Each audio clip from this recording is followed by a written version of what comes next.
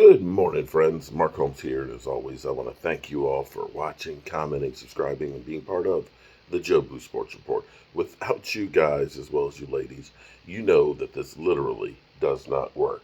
All right, guys, we are getting closer and closer to the season. It's great because this week we have the melding of the rookies, the 29 rookies, the 9 draftees, and the 20 free agents, undrafted free agents, where, believe it or not, the Cowboys actually get the #1 ranking on undrafted rookie free agents. That they look at the class and say 6 of those guys could have been drafted and have quality players that are in there. And the Dallas Cowboys have been one of those teams that have been really good at finding um, not just average players, but actually Hall of Famers, believe it or not, as rookie undrafted free agents. So we have all of those guys in with our current class of, our current NFL players. And this week they have 4 practices that are getting together and, kind of melding. And come next week, we actually have our first mini camp. And so that's when things will really start to pick up and start really developing that team and start separating the cream from the rest of it. The cream will rise as they start to figure out who's going to be who and start doing the installs for what they plan on doing next year. Because I know it seems like it's a long ways away for the NFL season, but it's really not. I mean, it's literally the end of May. Then you're talking about June. Come the end of July, it is training camp. And we do know that we will be doing joint practices with the Chargers as well as the Denver Broncos. So hold on to your hats. It's coming fast and hard. One other note, now I know this is really, really far away, is the Washington football game. We're going to be able to be in the same section. In fact, I've actually put down a deposit to hold up to 100 tickets for that section. And what we need to start doing is, if you're interested in being or going to that game and tailgating and things on there, we'll need to actually get a list of people and get a small deposit to hold the seats for that, because we want it to still. I know it's going to be January 6th. It may be cold out there. I've got patio heaters. We'll have lots of food. We'll be having a party, win, lose, or draw, to either get ready for the playoffs or to send the off season in with a bang. One way or the other, we're going to end up having the season ender in Washington. So make sure you let me know on that one. So here's the thing. Clearly, we have a couple of different philosophies in how you build a team. The Cowboys have never been the big name free agent signing team. The biggest free agent names that the Cowboys have signed would be Greg Hardy and Brandon Carr. That's it. Period. You see teams that literally go crazy. They'll sign 3 or 4 big name ones. Washington used to be the one that would always sign, the big names, from Collins to Josh Norman to Bruce Smith and Deion Sanders after his prime time. You could actually look and say Washington, it has never done much of anything. You can see the Giants. That 2016, the last time they were good, they actually bought their defense, $250 million defense. And it was good for 1 year. But once that defense got old,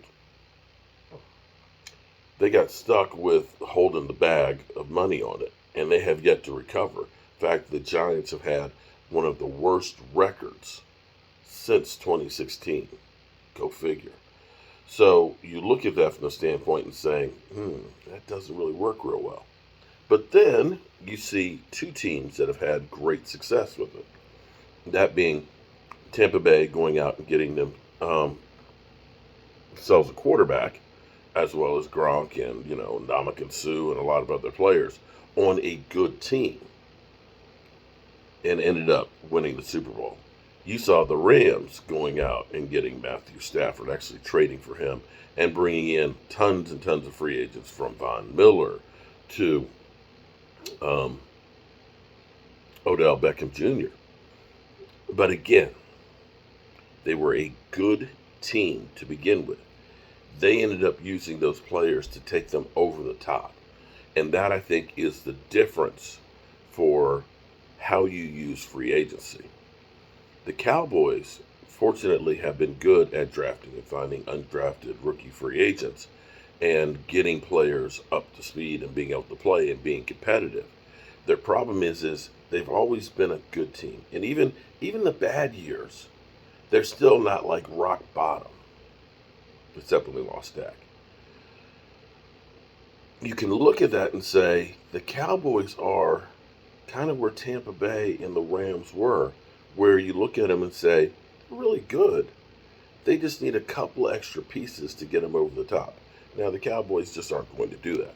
Now, maybe, just maybe, with now that we have OTAs that are beginning with teams, you're going to see some teams that will be jettisoning some veteran players that still have miles on their treads. You'll see some good name veterans, and you'll see that the prices for them, of course, will be down kind of cheap because it's late in the year and they're trying to get on a team. Now, maybe this will work, and maybe they'll go ahead and get a few of these players. Right now, let me double check, see if they've updated the Cowboys cap number. We're sitting at, I don't think we have the last two in there. We're sitting currently at $13.7 million. I think it's about another million less than that, million and a half. So we're sitting somewhere around 12 million. We've got 10 million more coming. So we still have some cap room if they decide to try and do something. But knowing Stephen Jones, aka Cap Boy, he's going to try and hold on to that money because he's going to need it next year for Diggs as well as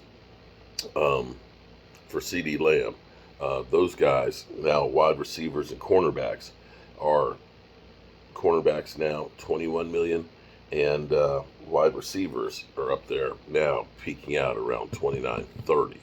So they're definitely going to need some of that money. Although, here's the good news: although 2023 is when you'll start seeing a lot of that money start to filter in, new money from the collective bargaining agreement. Thus far, all that new money has yet to start. And the good news is they say by 2024 the salary cap will be around 300 million. So that will give you some more room to do stuff, which is why it's advantageous to get those deals done at the end of this year before all of a sudden this new money rush comes in, and all of a sudden where you're looking at 50 million being the high for quarterbacks, it's going to jump to about 70 million. Just saying.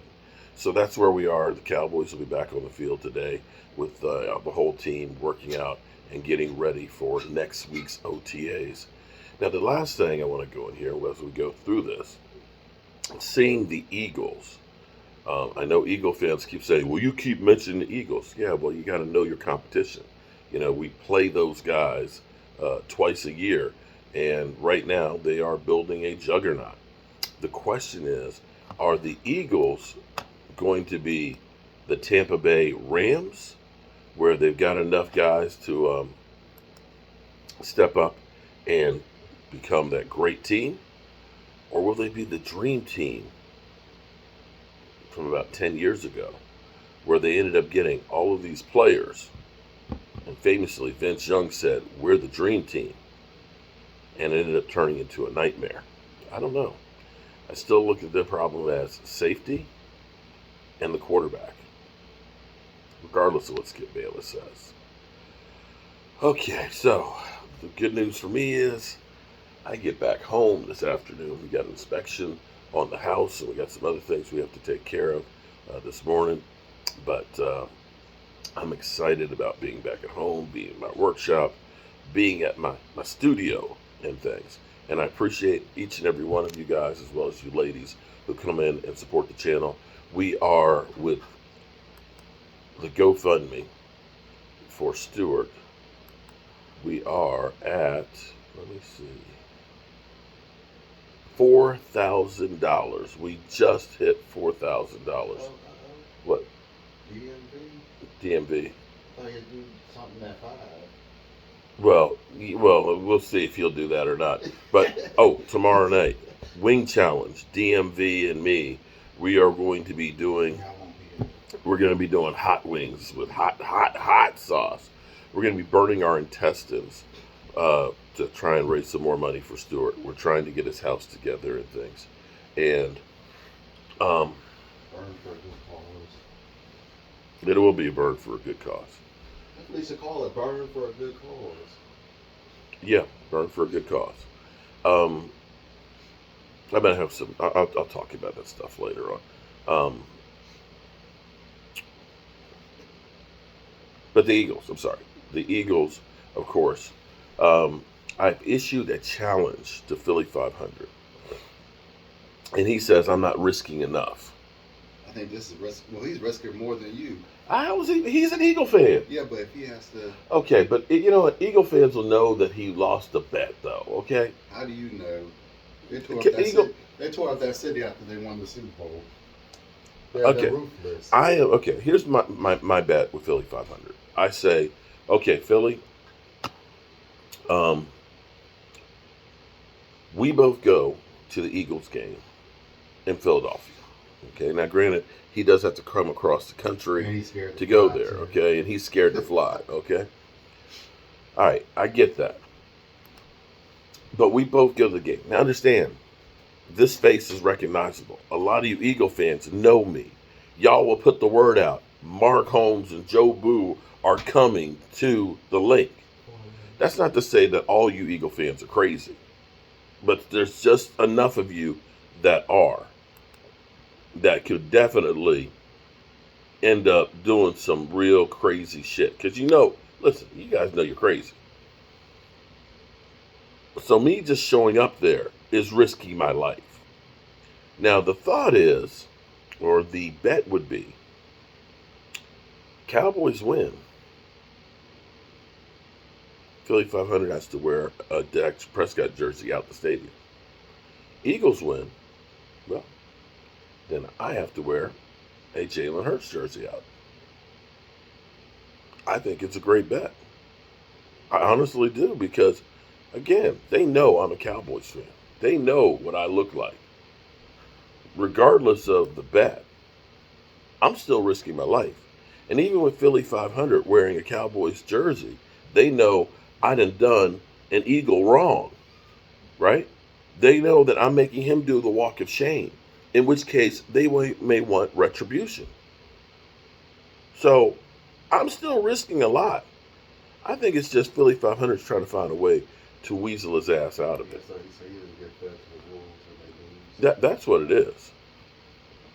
That's what it is. Philly 500 is trying to find a way that he can say, oh, he's not doing enough. Get out of here. Get out of here, Philly. That's the bet. So anyway, I've got to get up out of here. We've got some stuff I got to get done before the inspection, and got to take care of business. As always, I appreciate each and every one of you guys, and I will see you soon. Peace.